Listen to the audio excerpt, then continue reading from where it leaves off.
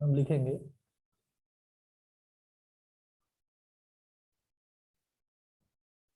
since degree of numerator is less than the degree of denominator, so we can proceed here by doing the partial fractions. By doing the partial by doing the partial fractions. ठीक है, क्या करेंगे? Let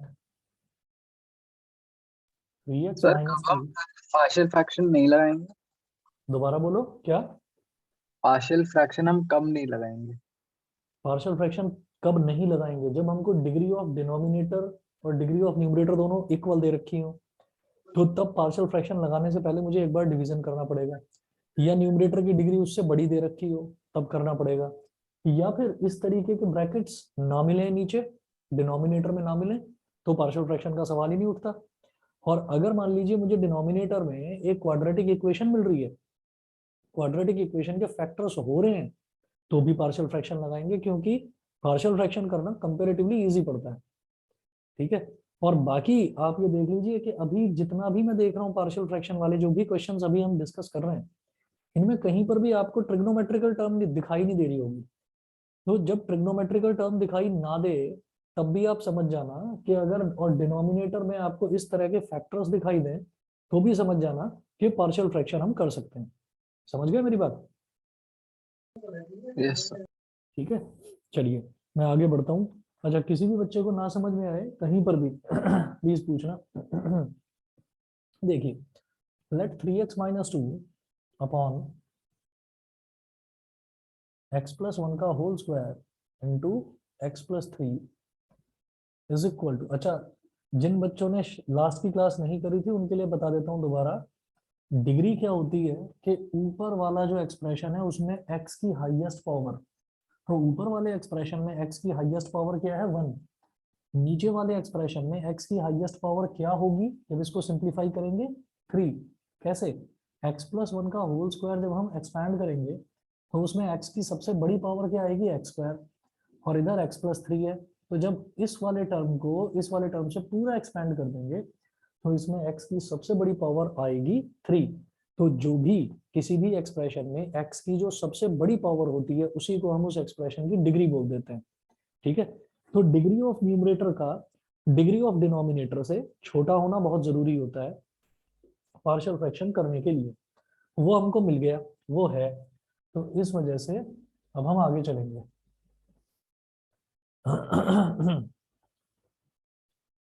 इसको मैं बोल दूंगा a upon x plus 1, पहले तो बोलेंगे a upon x plus 1 plus, फिर बोलेंगे b अपॉन एक्स प्लस 1 का होल स्क्वायर। ठीक है, अगर आप पार्शियल फ्रैक्शंस की फॉर्म्स की बात करें तो पेज नंबर 317 पर देखना, ये वाला है बेटा फॉर्म नंबर 4।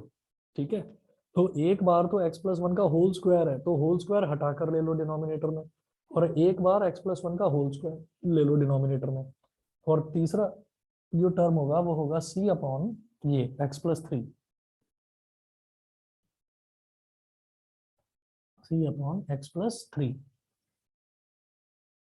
ठीक है, ये हो गया। अब देखिएगा, अब आपको इक्वेशन बनानी होगी, इस तरफ क्या होगा 3x minus 2 upon x plus 1 का whole square into x plus 3 is equal to, फिर इस तरफ एलसीएम क्या आ जाएगा एक्स प्लस 1 का whole square into x plus 3, x plus 1 का whole square into x plus 3। अब x प्लस 1 में क्या मल्टीप्लाई करें कि ये पूरी टर्म आ जाए x प्लस 1, एक तो x प्लस 1 मल्टीप्लाई करना पड़ेगा, x प्लस 1 का होल स्क्वायर बन जाएगा, और एक x प्लस 3, तो a में क्या मल्टीप्लाई होगा बेटा a into x plus one into x plus three plus b के नीचे एक्स प्लस वन का होल स्क्वायर है, तो एक्स प्लस वन के होल स्क्वायर में क्या मल्टीप्लाई करें कि ये पूरा टर्म आ जाए, एक्स प्लस थ्री, तो x plus three into b, b into x plus three, c के नीचे एक्स प्लस थ्री है, एक्स प्लस थ्री में क्या मल्टीप्लाई करें कि ये पूरा टर्म आ जाए, एक्स प्लस वन का होल स्क्वायर, तो सी इंटू एक्स प्लस वन का whole square,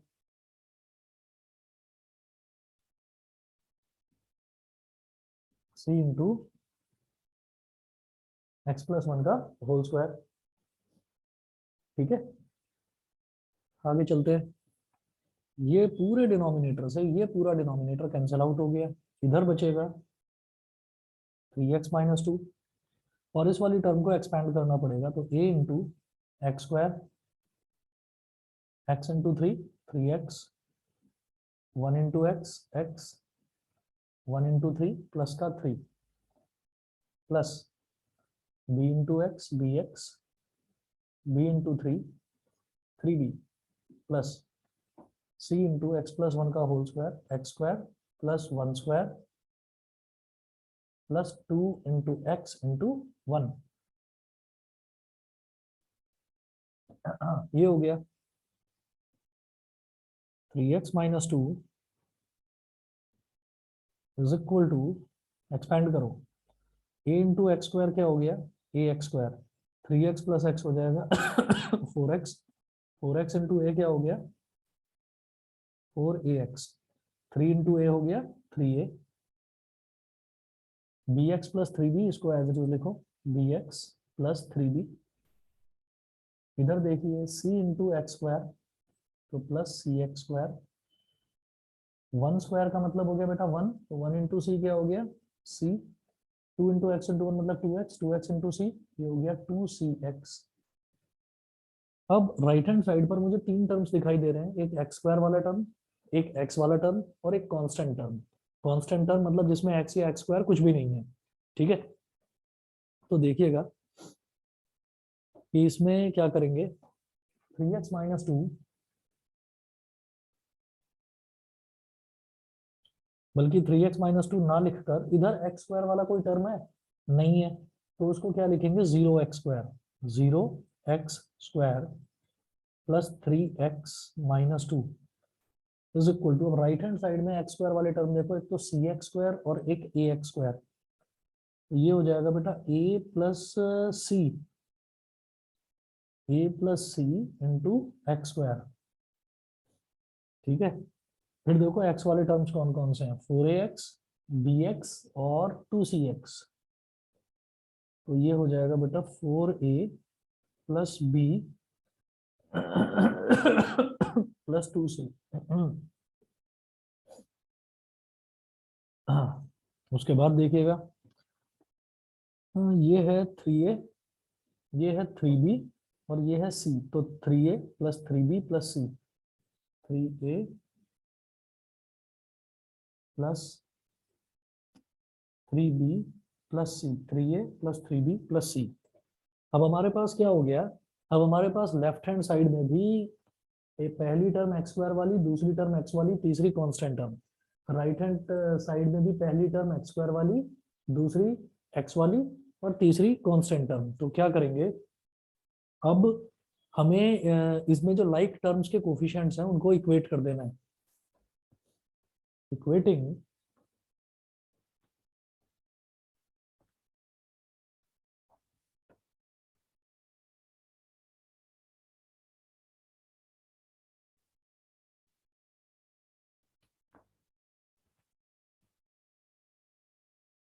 equating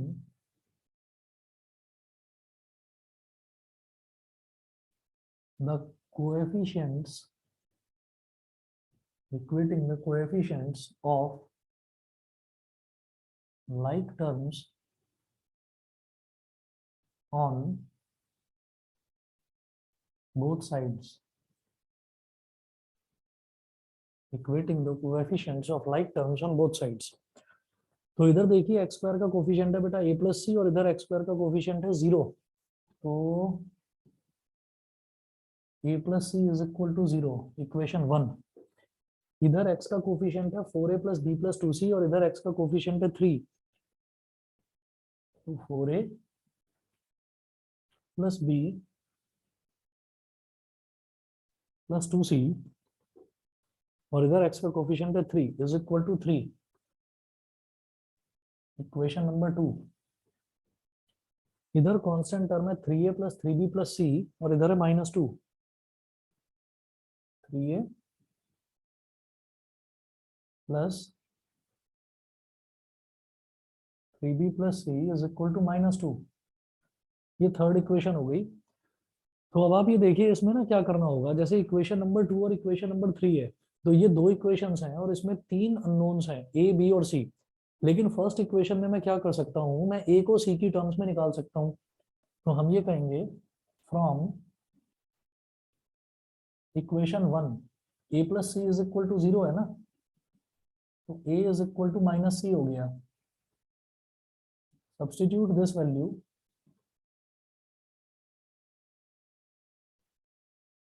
in second and third, second और थर्ड इक्वेशन में इस वैल्यू को सब्स्टिट्यूट कर दो। तो देखिए a जहां जहां पर a है वहां वहां पर -c डाल दो, तो 4 into -c plus b plus 2c is equal to 3, तो ये हो जाएगा -4c plus b plus 2c is equal to 3। तो बेटा ये हो गया b -2c, -4c plus 2c क्या हो गया -2c, b -2c is equal to 3। ये अब मेरी सेकंड इक्वेशन बन गई। ऐसे ही थर्ड इक्वेशन में भी एक ही जगह -c डाल दो। तो 3 into -c plus 3b plus c is equal to -2। अब 3 इंटू -c हो जाएगा -3c प्लस c कितना हो जाएगा -2c, तो 3b -2c is equal to -2, equation number 3। अब इक्वेशन नंबर 2 में भी अननोन क्या है b और c, और इक्वेशन 3 में भी अननोन क्या है b और c। तो क्या करिए आप, इधर -2c है और इधर भी -2c है, तो इक्वेशन 2 में से इक्वेशन 3 को सब्ट्रैक्ट कर दो। Subtract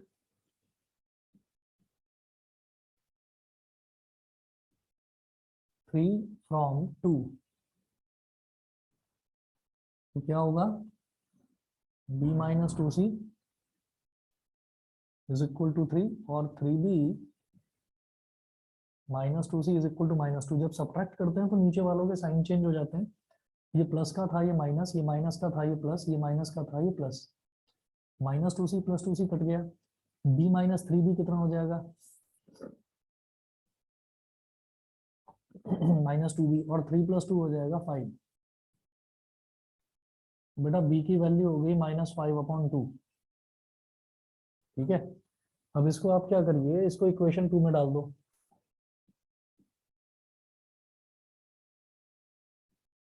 substitute this value in equation 2, इस वैल्यू को इक्वेशन 2 में डालो, तो b की जगह क्या हो जाएगा -5/2 -2c is equal to 3, -5/2 -3 is equal to plus का 2c, -5 -6/2 is equal to 2c, -11/2 is equal to 2c, तो c is equal to -11/4। Since a is equal to -c, तो ये कितना हो जाएगा -11/4। तो a की वैल्यू क्या हो गई +11/4, a की वैल्यू हो गई +11/4। अब याद रखिएगा ये मेरे पास सिर्फ और सिर्फ a b और c की वैल्यूज निकली हैं। अब आप याद रखिएगा कि अब मैं ये वाला पोर्शन मिटा रहा हूँ और इस इंटीग्रल को दोबारा लिख रहा हूँ यहाँ पर। यहाँ तक सबको समझ में आ गया। हमारे पास जब कोफिशिएंट्स इक्वेट करके जब हमारे पास इक्वेशंस बनती हैं, तो हम ये देख लेते हैं ज्यादातर जो इतना लंबा प्रोसीजर होता है वो ज्यादातर सिर्फ और सिर्फ उस केस में होता है जहां पर हमारे 3 वेरिएबल्स आ जाते हैं, जैसे यहाँ पर a आ गया, b आ गया और c आ गया। अगर वेरिएबल 2 हैं तो ज्यादा लंबा उसमें कैलकुलेशन नहीं होता। तो अब आप ये देखिएगा कि जब भी कभी तीन वेरिएबल होंगे तो उसमें क्या होगा, तीन वेरिएबल होंगे तो तीन इक्वेशन भी बनेंगी, और जब तीन इक्वेशन बनेंगी तो उसमें एक इक्वेशन जो है उसमें दो वेरिएबल होंगे केवल, और बाकी की जो दो इक्वेशंस हैं उसमें तीन तीन वेरिएबल्स होंगे। तो आपको क्या करना होगा कि जैसे यहाँ पर a plus c is equal to 0 था, तो a की वैल्यू निकाल ली हमने c की टर्म्स में, और फिर उसको आपने यहाँ पर और यहाँ पर सब्स्टिट्यूट कर दिया, तो ये दो इक्वेशंस दो वेरिएबल्स में कन्वर्ट हो गई, b minus two c is equal to 3 और 3b minus two c is equal to -2। दो इक्वेशन और दो ही वेरिएबल्स, इनको आसानी से कैलकुलेट करा जा सकता है। तो इस तरह से मैंने एलिमिनेशन मेथड से सॉल्व करके b की वैल्यू निकाली, उसके बाद उसको सब्स्टिट्यूट करा किसी भी इक्वेशन में, सेकंड में या थर्ड में, c की वैल्यू निकाली, और originally a is equal to minus c first equation से आई गया था, तो a की वैल्यू आ गई 11/4। यहाँ से a b और c की वैल्यू समझ में आ गई सबको, ये बताइए। और ये जो इक्वेशंस हैं इसमें जो कोफिशिएंट्स कंपेयर करना है वो भी आ गया समझ में। अगर समझ में आ गया तो मैं आगे बढ़ूंगा, यस सर। ठीक है, क्योंकि इसमें बस पार्शियल फ्रैक्शन वाला पार्ट जो है वही लेंथी है, उसके बाद फिर एकदम से हो जाता है, फिर क्वेश्चन में कुछ बचता नहीं है। ठीक है, अब मैं देखता हूँ अगर क्लियर है आपको, तो मैं ये नीचे वाला पोर्शन मिटा रहा हूँ और इस तरफ कर रहा हूँ।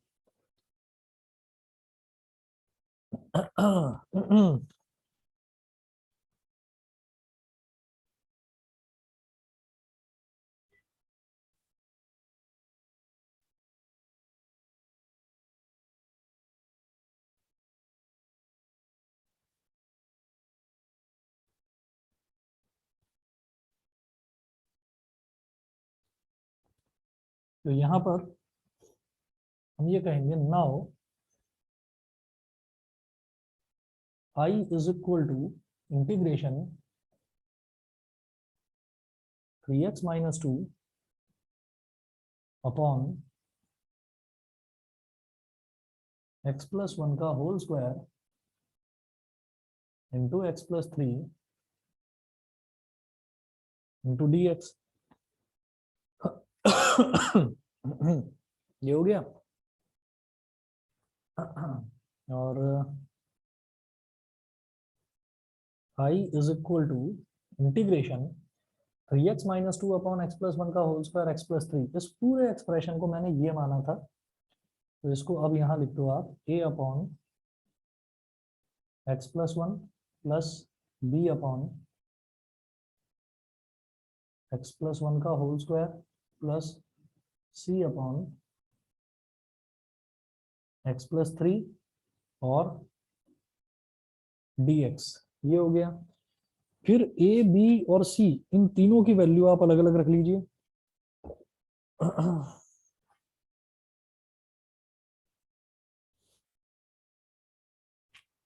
देखिएगा I is equal to integration a कितना है बेटा 11/4, तो 11/4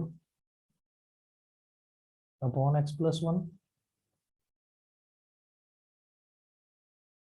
dx प्लस इंटीग्रेशन, इसको अलग स्प्लिट करिए, b की वैल्यू कितनी आई थी माइनस का 5/2, माइनस का 5/2 अपॉन एक्स प्लस 1 का whole square into dx plus integration c की c की वैल्यू क्या थी -11/4, तो माइनस का 11/4 अपॉन एक्स प्लस 3 और dx। ठीक है।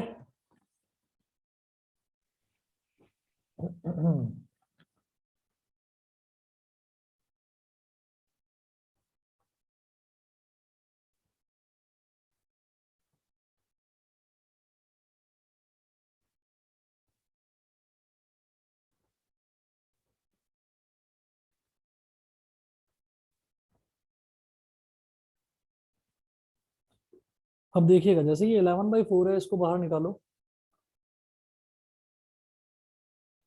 I is equal to 11/4 integration dx upon x plus 1। ठीक है, अगला क्या है -5/2। इसको भी बाहर निकाल लो। -5/2 इंटीग्रेशन ये जो x प्लस वन का होल स्क्वायर डिनोमिनेटर में दे रखा है, इसको ऊपर ले आएंगे तो x प्लस वन की पावर -2 हो जाएगा। x प्लस वन की पावर -2, x प्लस वन की पावर -2 इंटू डी एक्स, ये हो गया। अगला टर्म है ये माइनस का 11/4 कांस्टेंट है, इसको बाहर निकालो इंटीग्रल के। माइनस का 11/4 integration dx upon x plus 3। देखिए जब हमारे पास इंटीग्रेशन dx अपॉन x होता है तो उसको मैं log x बोल देता हूँ, log mod x। इसी तरह से जब dx अपॉन x प्लस 1 है तो उसको बोल देंगे log mod x plus 1, log mod x plus 1। ठीक है, -5/2 x की पावर n का इंटीग्रल क्या होता है, x की power n plus 1 upon n plus 1। तो x प्लस 1 की पावर -2 प्लस 1 अपॉन -2 प्लस 1। ठीक है, ये फिर वही जैसे dx अपॉन x होता था बिल्कुल उसी की तरह log, तो -11/4 log mod x प्लस 3 और प्लस c। सर इसमें उसके डिफरेंशिएशन से डिवाइड नहीं करेंगे किस वे जो x इसमें प्लस करो, 1 इस वाले में? नहीं उससे पहले वाले में x प्लस 1 के, क्योंकि ये 1 अपॉन x का इंटीग्रेशन होता है ना log mod x। हाँ हाँ हाँ, तो जब भी कभी अच्छा जब भी कभी हमारे पास ऐसा है ना, तो अगर मान लो आप उसमें इंटीग्रल से सॉरी उसके डिफरेंशियल से डिवाइड भी करोगे तो x प्लस 1 का डिफरेंशियल क्या होगा, 1 ही तो होगा। 1 से डिवाइड करना मतलब एक ही बात है। ठीक है, ओके सर। x प्लस 1 का डिफरेंशियल करेंगे तो x का डिफरेंशियल 1 और 1 का डिफरेंशियल 0, यानी कि 1 ही तो आएगा। ठीक है, यस सर। अब देखिएगा कि इधर भी 11/4 इधर भी 11/4, तो 11/4 कॉमन ले लेंगे, 11/4 कॉमन ले लिया, और log x plus 1 minus log x plus 3, तो log a minus log b क्या होता है, log a अपॉन b। तो इसलिए ये सीधा सीधा हो जाएगा log mod x plus 1 upon x plus 3, इतना हो गया। फिर यहाँ देखिए -2 प्लस 1 क्या हो जाएगा, -1 इंटू -5/2 हो गया, प्लस का 5/2, प्लस का 5/2, और x प्लस 1 की पावर -1, तो ये हो जाएगा 1 अपॉन x प्लस 1 और प्लस c। बस ये है इसका इंटीग्रल फाइनल। बताइए जी समझ में आ गया कि नहीं? Yes sir. Yes sir. Yes sir. Abhinav, Akshat, Aryan, Drishti, yes sir. Yes sir. Yes sir. Sachika, Shruti, Srishti, yes sir. Yes sir आ गया। ठीक है।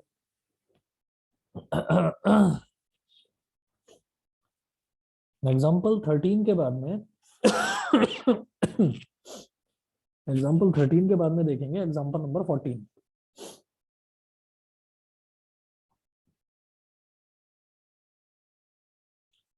एग्जाम्पल नंबर 14 में find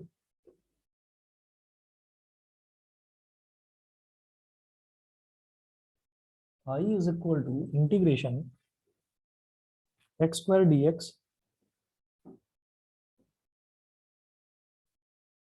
x square upon x square plus 1 into x square plus 4 dx, ये दे रखा है। अब यहाँ पर आप ये देखिएगा कि हमें ये लग रहा है यहाँ पर कि हमारे पास इस तरीके की कोई फॉर्म तो थी नहीं। नीचे अगर x प्लस 1 और x प्लस 4 होता तब तो मैं इसको बोल देता कि हाँ भाई चलिए यहाँ पर हम पार्शियल फ्रैक्शन लगा सकते हैं, लेकिन इस तरीके की कोई फॉर्म हमको दे नहीं रखी। एक चीज और मेरे को समझ में आती है, क्या कि नीचे भी x स्क्वायर है, इधर भी x स्क्वायर है और इधर भी x स्क्वायर है, तो क्यों ना मैं एक काम करूं, मैं x स्क्वायर को कोई एक अलग वेरिएबल मानकर और फिर मैं उसको पार्शियल फ्रैक्शन लगाऊं। क्योंकि पार्शियल फ्रैक्शन लगाना सिर्फ और सिर्फ पार्शियल फ्रैक्शन तभी लगता है जब हमारे पास ऐसे 2 ब्रैकेट्स या 3 ब्रैकेट्स नीचे मिल जाते हैं। ठीक है, लेकिन उन ब्रैकेट्स में टर्म्स ऐसी मिलनी चाहिए, या तो x plus a, x plus b, या फिर x प्लस ए का whole square into x plus b, या फिर एक मिल जाए x प्लस ए, दूसरा मिल जाए x square plus P x plus Q, मतलब क्वाड्रेटिक इक्वेशन टाइप का कुछ मिल जाए। तो अगर इस तरीके की फॉर्म्स मिल जाती हैं तब तो मैं लगा पाता हूँ। यहाँ तो ये भी एक्स स्क्वायर प्लस वन, ये भी एक्स स्क्वायर प्लस फोर, तो क्या करेंगे आप ना, यहाँ पर एक काम करेंगे,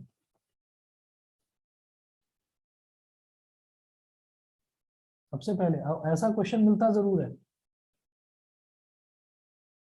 ठीक है, देखने में थोड़ा सा आपको कंफ्यूज करेगा कि कैसे करूं। तो देखिए क्या करेंगे,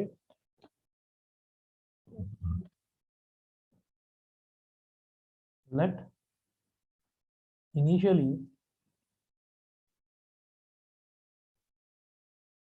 x square is equal to t. तो एक्स स्क्वायर को एक वेरिएबल मान लिया हमने टी, मैं इस तरफ कर रहा हूं इसको। याद रखना, हमें वो गलती नहीं करनी यहाँ पर, पार्शियल फ्रैक्शन में खास तौर पर ये चीज याद रखनी है कि x square is equal to t मानने के बाद में फिर मुझे दोनों तरफ डिफरेंशिएट नहीं करना एक्स के टर्म्स में। X square is equal to t मान लिया, बस रुक जाइए अब यहीं पर। अब देखिएगा क्या करना है।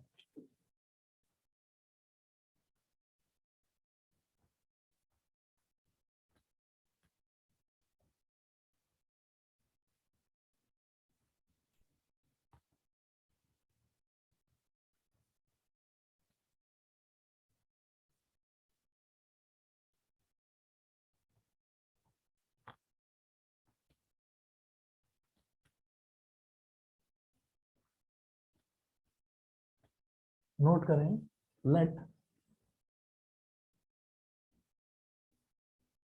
नाउ, लेट एक्स स्क्वायर को अगर टी मान लिया तो t upon t plus one into t plus four is equal to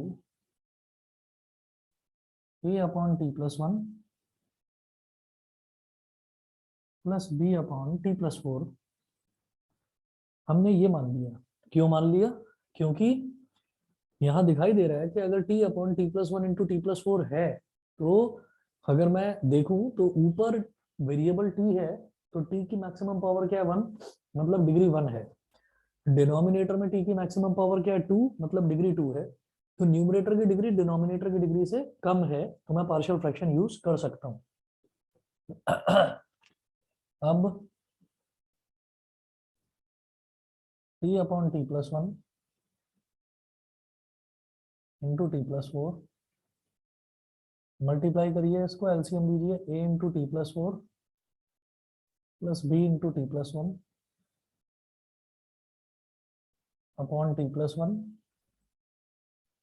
T plus four, ये पूरे से ये पूरा कट गया,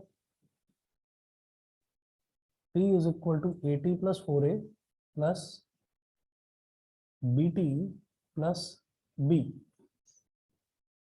अब कोफिशिएंट्स कंपेयर करने हैं, तो इधर t वाला क्या है, सिर्फ t है इधर, तो वन टी, और कांस्टेंट टर्म कुछ नहीं है, तो वन टी प्लस जीरो लिख दिया। इधर t वाले दो टर्म्स हैं, a t plus b t, तो a plus b into t लिख दिया, plus four a plus b, ये हो गया। Equating the like terms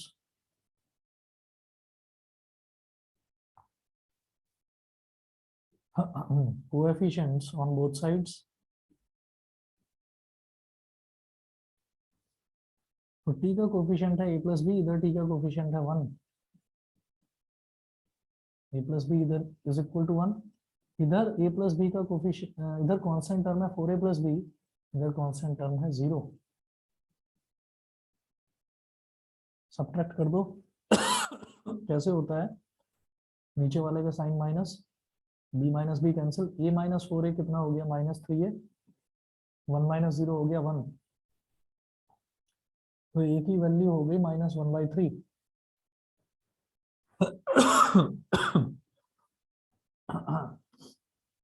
since a plus B is equal to one, तो a की value minus one by three plus B is equal to one, minus one by three को उधर ले जाओ, b is equal to 1 plus 1/3, 3 into 3 1 जा 3, 3 plus 1 कितना हो गया 4/3, तो b की वैल्यू आ गई 4/3।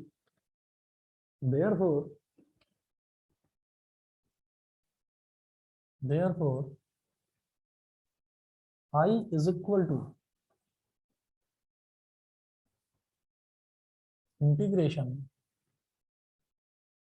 एक्स स्क्वायर, अच्छा यहां पर आप क्या लिख सकते हैं, that is t upon t plus 1 into t plus 4 is equal to t क्या था एक्स स्क्वायर, तो लिखो x square upon x square plus 1 into x square plus 4 is equal to, मतलब इसको तो वापस अब t को एक्स स्क्वायर लिखा जा सकता है ना, क्योंकि यहाँ पर मैंने नॉर्मल अरिथमेटिक लगाया और कोई चीज डिफरेंशिएशन इंटीग्रेशन कुछ यूज ही नहीं करा है अभी तक। अब इसको स्प्लिट करके एज अ पार्शियल फ्रैक्शन लिख सकते हैं कि a upon x square plus 1 plus b upon x square plus 4। समझ गए कि नहीं बताओ, समझ गए कि नहीं?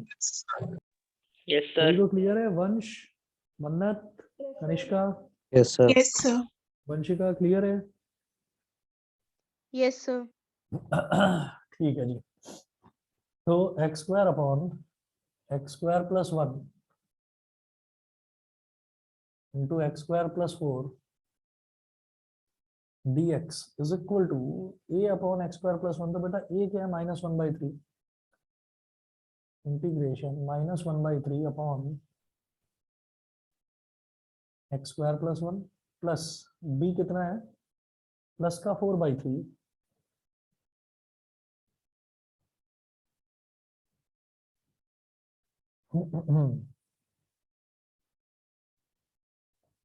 Upon x square plus 4 dx is equal to, अब इनको स्प्लिट करो तो -1/3 तो कांस्टेंट है बाहर आ जाएगा, -1/3 integration dx upon x square plus 1 square plus का 4/3 integration dx upon x square plus 4 को क्या लिखें, एक्स स्क्वायर प्लस 2 का स्क्वायर। बताइए dx upon x square plus a square, इसका इंटीग्रेशन क्या होता है, dx upon x square plus a square का इंटीग्रेशन क्या होता है, 1 upon a tan inverse 1 upon a tan inverse x upon a. ठीक है, तो -1/3 तो ये था ही, 1 अपॉन ए क्या है यहाँ पर, तो 1 ही है, ए स्क्वायर यानी कि 1 स्क्वायर, तो 1 अपॉन ए यानी कि 1/1, tan inverse x upon a यानी कि x upon 1 plus 4/3 into 1 upon a मतलब 1/2 tan inverse x upon a यानी कि x अपॉन 2 प्लस c 2 1 जा 2 2 2 जा 4 -1/3 tan इनवर्स x प्लस का 2/3 tan inverse x/2 plus c, ये हो गया।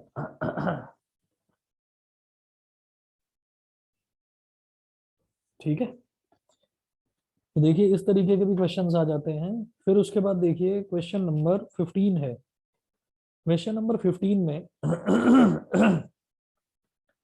क्वेश्चन देखकर मुझे नहीं समझ में आता कि ये पार्शियल फ्रैक्शन से होगा या नहीं होगा, लेकिन पहले क्वेश्चन लिख देता हूं मैं, फिर उसके बाद देखिएगा कि मैं इसको पार्शियल फ्रैक्शन से ही क्यों करूंगा, ये बताता हूं।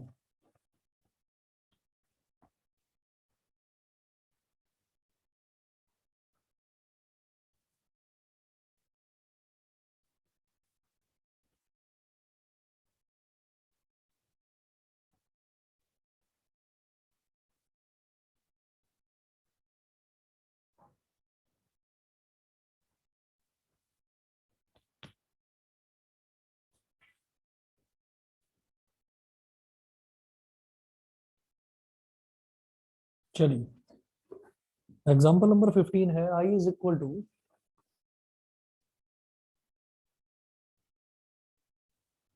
Example 15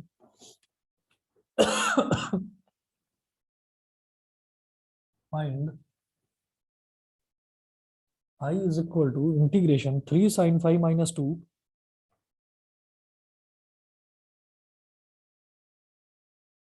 3 sin phi minus 2 into cos phi d phi upon 5 cos square phi, sorry, 5 minus cos square phi minus 4 sin phi.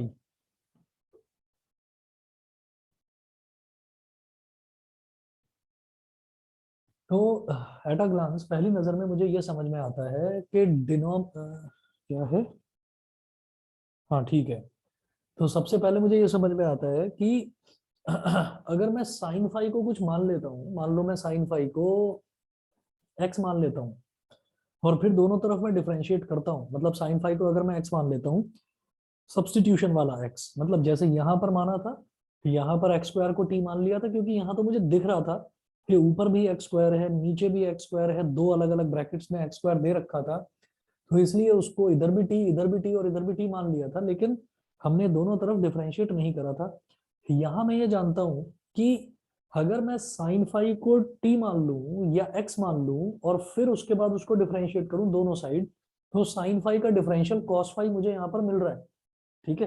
तो यहाँ मैं सब्सटीट्यूशन लगाऊंगा, शुरुआत में अभी तक मेरे दिमाग में ये नहीं आया कि मुझे पार्शियल फ्रैक्शन लगाना चाहिए, ठीक है। अभी तक तो मुझे यही लग रहा है कि मैं सब्सटीट्यूशन से करूंगा। क्यों? क्योंकि एग्जाम में मुझे ये पता ही नहीं होगा कि क्वेश्चन पार्शियल फ्रैक्शन का आ रहा है या कौन सा आ रहा है, वो तो सीधे बोलेंगे कि इसको इंटीग्रेट करिए। मेथड कौन सा लगाना है ये आपके ऊपर है। तो यहाँ पर अब मैं ये देख रहा हूँ कि मुझे सबसे पहले ये समझ में आता है कि मैं साइन फाई को एक्स मान लूं और फिर उसका डिफरेंशियल तो मुझे मिल रहा है यहाँ पर। तो मैं एक काम करूंगा, इसमें क्या करेंगे, I is equal to integration 3 sin phi minus 2 3 sin phi minus 2 cos phi d phi, ये हो गया। और डिनोमिनेटर में 5 माइनस ये जो cos स्क्वायर फाई है इसको लिखेंगे 1 माइनस साइन स्क्वायर फाई। भाई cos स्क्वायर थीटा क्या होता है? 1 माइनस साइन स्क्वायर थीटा, ये लिख दिया, माइनस 4 साइन फाई। अब सब कुछ मेरे पास साइन साइन में सब कुछ कन्वर्ट हो गया, बस ऊपर एक cos फाई मिल रहा है जो मुझे चाहिए भी होता है जब मैं सब्स्टिट्यूट करता हूँ, तो जो फंक्शन मैं लेट करता हूँ तो उसका डिफरेंशियल चाहिए होता है मुझे न्यूमरेटर में। हम यहाँ बोलेंगे let sine phi is equal to x. अब एक्स तो है नहीं तो एक्स ही मान लो। ओरिजिनली क्या था, जैसे ओरिजिनली हमको कोई भी फंक्शन दे रखा होता है वो एक्स की टर्म्स में दे रखा होता है, यहाँ एक्स की टर्म्स में ना देकर फाई की टर्म्स में दे रखा है। तो जब ओरिजिनली कोई भी फंक्शन एक्स की टर्म्स में दे रखा होता है तो दोनों तरफ एक्स के रिस्पेक्ट में डिफरेंशिएट किया जाता है। अब ओरिजिनली ये फंक्शन फाई की टर्म्स में दे रखा है तो फाई के रिस्पेक्ट में डिफरेंशिएट करा जाएगा। तो मैं लिखूंगा differentiate both sides with respect to phi. Phi के रिस्पेक्ट में डिफरेंशिएट करूंगा बेटा, साइन फाई का डिफरेंशियल क्या हो गया, कॉस फाई। और जब x को फाई के रिस्पेक्ट में, तो जैसे इस साइड हम t लेते थे तो t को x के रिस्पेक्ट में करते थे तो dt बाई dx। अब x को फाई के रिस्पेक्ट में कर रहे हैं तो dx बाई डी फाई, जिसके रिस्पेक्ट में करेंगे उस वही d बाई dt हो जाएगा अगर t के रिस्पेक्ट में करेंगे, d बाई डी फाई हो जाएगा अगर इसके, तो ये हो जाएगा dx बाई डी फाई। ये समझ रहे हैं सभी के नहीं? बताइए। Yes, sir. Yes, sir. Sir ठीक है, चलिए मैं आगे बढ़ता हूँ, फिर इस डी फाई को इधर ले आओ, cos phi d phi is equal to dx, therefore I is equal to integration 3 sin phi को क्या माना x, 3x minus 2 cos phi d phi, ये हो गया dx अपॉन में 5 minus 1 minus sine square phi मतलब x square minus 4 sine phi मतलब 4x, ठीक है।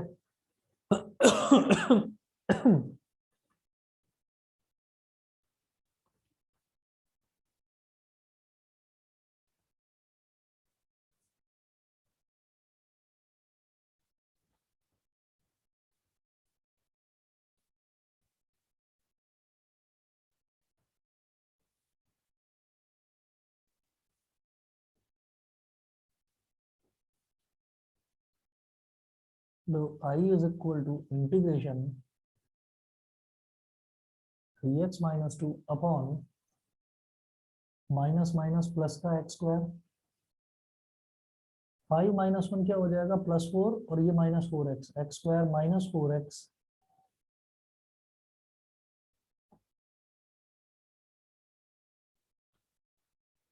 dx। अब जो डिनोमिनेटर है, डिनोमिनेटर में मुझे नजर आता है कि ये तो x माइनस 2 का होल स्क्वायर बन रहा है डिनोमिनेटर।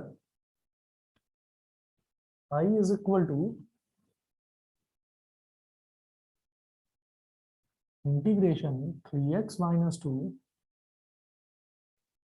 अपॉन, इसको क्या लिखा जा सकता है, x का whole square -2 into x into 2 और +2 का होल स्क्वायर। तो नीचे तो x माइनस 2 का होल स्क्वायर बन गया, 3x minus 2 upon x minus 2 का होल स्क्वायर। अब देखिएगा, मैं इस क्वेश्चन को, अब मेरे ऊपर है। अर्श, मेरी आवाज आ रही है? Yes sir. अब ध्यान देना, इस क्वेश्चन को आप चाहो तो, जैसे यहां पर मैंने दिखाई दे रहा था मेरे को कि ये परफेक्ट स्क्वायर बन रहा है, मैंने इसको परफेक्ट स्क्वायर बना दिया। इस क्वेश्चन को चाहो तो आप उस मेथड से भी कर सकते हो कि जैसे एक्स स्क्वायर यहाँ पर मिल रहा है, तो एक्स स्क्वायर का डिफरेंशियल मुझे ऊपर 2x चाहिए, तो जैसे ये 3x है, अच्छा वो जो 2x है उसको ऐसे नहीं कर सकते कि 2x प्लस 1x अलग अलग स्प्लिट कर दिया, नहीं। यस जो पहला वाला टर्म है उसका जो डिफरेंशियल चाहिए होता है वो मुझे मल्टीप्लाई और डिवाइड करके लाना होता है, याद है? हाँ पहले वहाँ 3 कॉमन ले लेंगे, फिर वहाँ 2 मल्टीप्लाई कर देंगे। बिल्कुल, 3 कॉमन लेकर आप 2 से मल्टीप्लाई 2 से डिवाइड कर देना ताकि 2x आ जाए। फिर जो -4x है इसका डेरिवेटिव क्या होगा, -4, तो मुझे ऊपर -4 चाहिए होगा, वो ऐड या सब्ट्रैक्ट करके लाएंगे हम। ठीक है, यस सर। तो इस क्वेश्चन को उस मेथड से भी कर सकते हैं। ठीक, तो या तो यहां से वो वाले मेथड से आप कर लीजिए इस क्वेश्चन को, और या फिर इस क्वेश्चन को मैं ऐसे भी कर सकता हूँ पार्शियल फ्रैक्शन लगाकर। कैसे? अब दूसरी यहाँ वाली। पर, हाँ, दूसरा वाला जो फॉर्म है बिल्कुल सही, जो सेकंड फॉर्म है पार्शियल फ्रैक्शन। तो हम यहाँ पर ये कहेंगे कि जैसे यहाँ पर since here degree of numerator is less than degree of denominator, therefore we can let 3x minus 2 upon x minus 2 का whole square is equal to, whole square है तो एक बार होल स्क्वायर हटाकर, मतलब एक बार आप क्या करेंगे, a upon x minus 2 plus एक बार होल स्क्वायर के साथ तो b अपॉन एक्स माइनस 2 का होल स्क्वायर, ये करेंगे। कर लीजिए, 3x minus 2 upon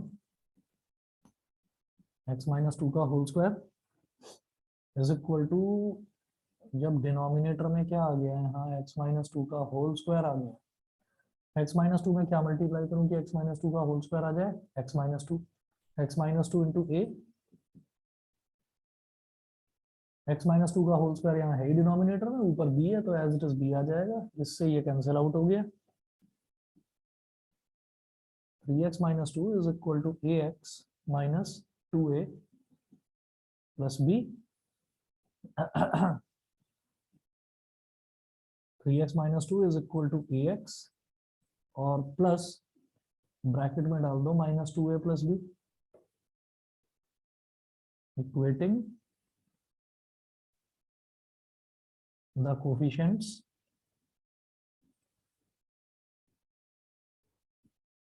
of like terms.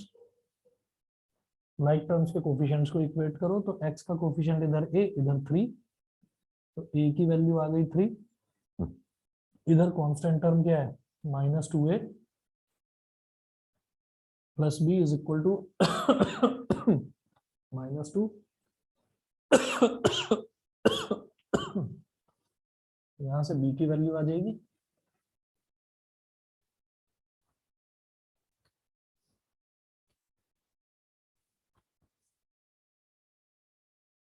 Minus 2a, 2 into 3 plus b is equal to -2, तो -6 plus b is equal to -2, b is equal to 6 minus 2, 6 minus 2, तो b is equal to क्या आ गया 4, a की value 3, b की value 4, therefore I is equal to integration 3x minus 2 upon x minus 2 का whole square dx, क्या लिख सकते हैं इसको, a upon x minus 2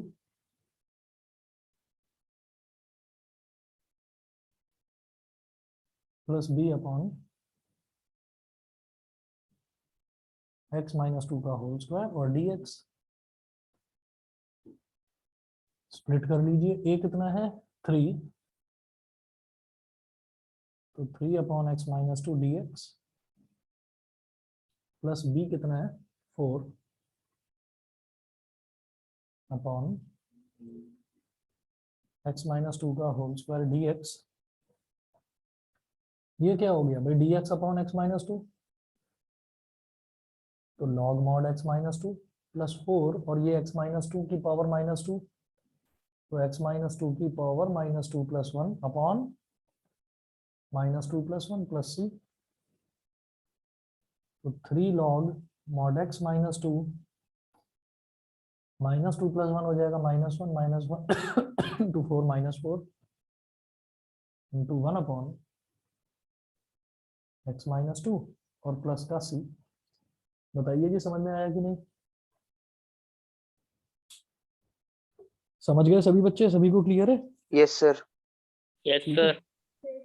Yes, sir. ठीक है, आप लोग इसमें क्वेश्चन नंबर 1 से लेकर क्वेश्चन नंबर 8 तक करिएगा। एक्सरसाइज 7.5 होमवर्क दे रहा हूँ। एक्सरसाइज 7.5 क्वेश्चन 1 टू क्वेश्चन 8 ये करना है, ठीक है? ये करिएगा, जो डाउट है मेरे से पूछना नेक्स्ट क्लास में, ठीक है? आज के लिए फिर इतना ही कर लेते हैं। Thank you, sir. Thank you sir. Thank you. Namaste. Thank okay you, sir. Thank you, sir. Okay Thank you. Okay.